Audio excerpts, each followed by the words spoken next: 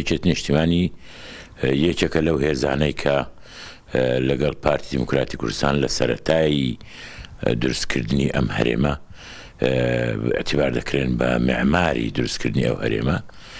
ئێستا لە بارودۆخێکی وەکو ئەمڕۆ تێدایە ناتوانێت ئەوها بێخەم لێی دابنیشێ و چی بەسەر دێبابیە. بەڵێ یەکێت نیشتیمانی دەبێ هەوڵدا بۆ داڕشتنی پرۆژەیەکی تۆکمەی باش بەڕاو تەکبیر لەگە هەموو لایەنەکانی تر بۆ چارەسەرکردنی ئەو کێشانە. و ئێمە وتومانە هەمیشە وتومانە ئێمە بە دڵنیاییەوە کارەکەین بۆ گەیشتن بە سازان نەک ترازان.